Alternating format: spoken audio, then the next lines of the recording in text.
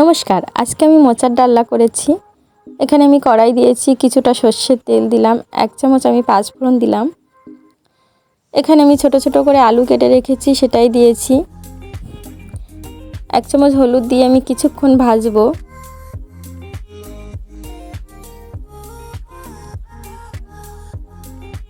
মোচার ডালনা করব আমি নিরামিষ, তাই সর্ষের তেল দিয়েছি। এভাবে কিছুক্ষণ ভাজতে থাকবো, একবারেই বাদামি কালার করে নেব। এখানে আমি 1 চামচ পরিমাণ কুচানো কাঁচা লঙ্কা দিয়েছি, আদা বাটা দিয়েছি 1 চামচ, শুকনো লঙ্কা বাটা 1 চামচ পরিমাণ, জিরে বাটা আমি 1 চামচের একটু বেশি দিয়েছি, ধনের গুঁড়ো 1 চামচ দিলাম, হলুদ গুঁড়ো 1 চামচ, এখানে চিনি 1 চামচ দিয়েছি, লবণ 1 চামচ দিয়েছি। খুব ভালোভাবে আবারও কষিয়ে নিচ্ছি।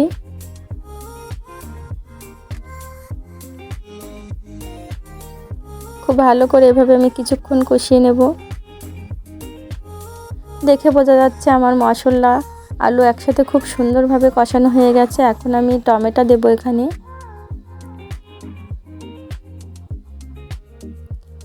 এখানে আমি বড় সাইজের 3 পিস টমেটো দিয়েছি।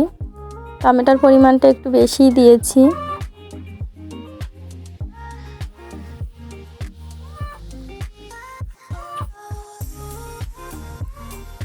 টমেটো দিয়ে খুব ভালো করে আমি কষিয়ে নিয়েছি।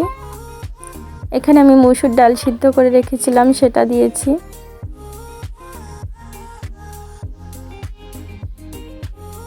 আবারও ভালো করে কষাচ্ছি।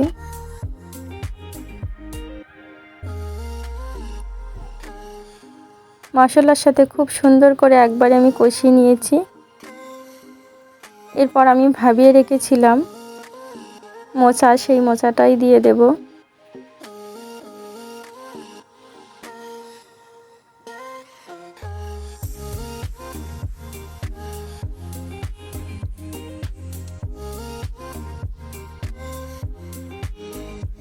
মোচা দিয়ে আমি কিছুক্ষণ মিশিয়ে নেব।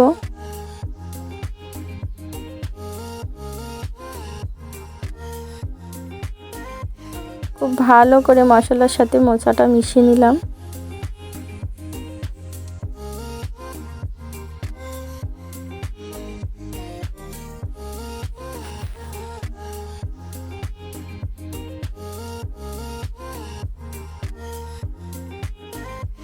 এখন একটু জল দিয়ে আমি ঢেকে রাখবো কিছুক্ষণ।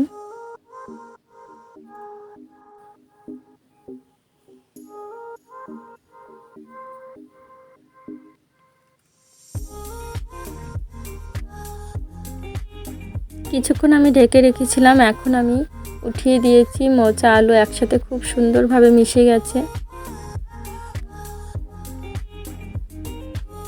দেখতে খুবই সুন্দর লাগছে, খেতেও অসাধারণ হবে। ওপর দিয়ে আমি 1 চামচ গরম মশলা ছড়িয়ে দিয়েছি। রান্না কিন্তু আমার একদমই প্রস্তুত হয়ে গেছে।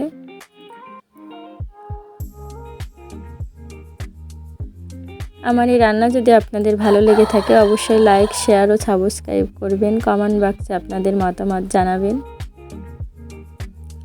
আর অবশ্যই বাড়িতে বানিয়ে খাবেন। এখন আমি উঠিয়ে নিচ্ছি।